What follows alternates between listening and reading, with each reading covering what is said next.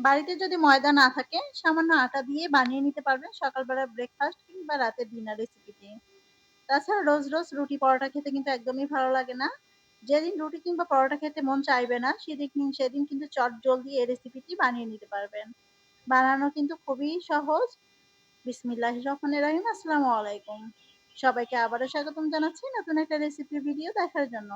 আজকে শেয়ার করব মাত্র ১ কাপ আটা দিয়ে লোভনীয় একটা ব্রেকফাস্ট কিংবা ডিনার রেসিপি। তো চলুন রেসিপিটি শুরু করা যাক। রেসিপিটি যদি ভালো লাগে প্লিজ একটা লাইক দিয়ে রাখবেন এবং চ্যানেলটিকে সাবস্ক্রাইব করে অল নোটিফিকেশনটি অন করে রাখবেন। একটা মিক্সিং বোলের মধ্যে আমি ১ কাপ আটা নিয়েছি এবং ৪ চা চামচ শুকনো চালের গুঁড়ি নিয়েছি। দিয়েছি ১/২ চা চামচ লাল মরিচের গুঁড়া, ১/২ চা চামচের কম হলুদ গুঁড়া, দিয়েছি ১/২ চা চামচের মতো জিরা গুঁড়া এবং গরম মসলার গুঁড়া ১/২ চা চামচ, আদা রসুনের পেস্ট, সামান্য জিরা এবং ধনিয়া পাতা কুচি এবং ১/২ চা চামচের মতো চিলি ফ্লেক্স। আপনারা চাইলে কিন্তু জিরাটাকে স্কিপ করে যেতে পারবেন এবং ঝালটা আপনারা আপনাদের টেস্ট অনুযায়ী দিয়ে দেবেন।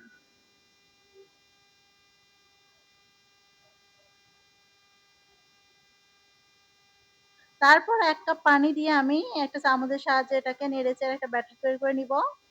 এর মধ্যে দিয়ে দিব আমি ১/২ চা চামচের মতো বেকিং পাউডার এবং সামান্য পানি। আবারও আমি 1/4 কাপের মতো পানি দিয়েছি। এখানে কিন্তু আমি লবণটা এড করেছি যেটা স্কিপ হয়ে গেছে। আবারও আমি চামচের সাহায্যে ভালো করে ফেটিয়ে নিব। ব্যাটারের ঘনত্ব ঠিক এমন হবে। আমি একটা আঙ্গুলের সাহায্যে দেখিয়ে দিচ্ছি দেখুন ব্যাটারের মধ্যে আঙ্গুল ঢোকানোর পর আঙ্গুলটা কিন্তু সুন্দরভাবে কোট হবে। তখনই বুঝে নিতে হবে ব্যাটারটা রেডি। এবার নাস্তাগুলো ভাজতে চলে আসলাম চুলাতে। চুলাতে একটা ফ্রাই প্যান দিয়ে আমি ব্রাশের সাহায্যে হালকা করে তেল ব্রাশ করে দিয়েছি এবং ১ চামচ ব্যাটার নিয়ে আমি ফ্রাই প্যানের মধ্যে দিয়ে চামচ দিয়ে একটু ছড়িয়ে দিলাম রুটির মতো করে। ঢাকনা দিয়ে আমি ১ মিনিট অপেক্ষা করব। এক পাশ হয়ে আসলে আমি অপর পাশটাও একটু ভেজে নিব। এখানে কিন্তু এক্সট্রা কোনো তেল দেওয়ার দরকার হবে না। নামমাত্র তেলে এই মজাদার নাস্তাটি তৈরি হবে। ঝাল, ঝাল কিছু খেতে মন চাইলে এরকম মানে সহজ একটা রেসিপি আপনারা ট্রাই করতে পারেন। একটা নাস্তা আমি উঠিয়ে নিলাম। আবারও সেম প্রসেস এ আরেকটা নাস্তা দিয়ে দিচ্ছি।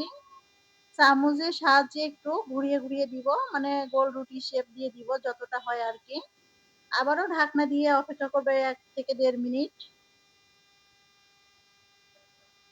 চাইলে কিন্তু আপনারা নাস্তাগুলো ক্রিসপি করে ভেজে নিতে পারেন। আর বেকিং পাউডার দেওয়ার কারণে কিন্তু এই নাস্তাটা একটু সফট হবে এবং ক্রিসপি হবে। এই নাস্তাটিও আমি এপাশ ওপাশ করে ভালো করে ভেজে নিয়েছি। নাস্তাটা ভাজা হয়ে গিয়েছে আমি উঠিয়ে নিচ্ছি। এবার একটা সার্ভিং ডিশে আমি নিয়ে দেখিয়ে দিচ্ছি দেখুন নাস্তাগুলো কতটা লোভনীয় হয়েছে। এই নাস্তাগুলো খেতে কিন্তু অসাধারণ হয়। চাইলে কিন্তু আপনারা বাচ্চাদের টিফিনেও এই নাস্তাগুলো দিয়ে দিতে পারেন। তবে বাচ্চাদের জন্য তৈরি করলে অবশ্যই কিন্তু ঝালটা বুঝে শুনে দিতে হবে। কারণ বাচ্চারা কিন্তু ঝাল খেতে পছন্দ করে না। দেখুন নাস্তাগুলো কতটা সফট হয়েছে।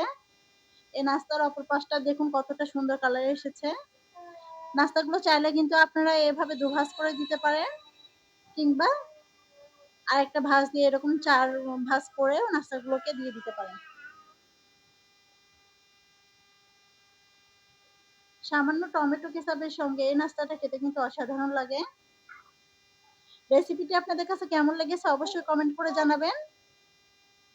তো আজকের মতো বিদায় নিচ্ছি। সবাই ভালো থাকবেন, সুস্থ থাকবেন। আর ভিডিওটি যদি ভালো লাগে বেশি, বেশি করে ফ্রেন্ডস অ্যান্ড ফ্যামিলির সঙ্গে শেয়ার করে দেবেন। দেখুন নাস্তাটা কতটা সফট হয়েছে। আল্লাহ হাফেজ। আসসালামু আলাইকুম।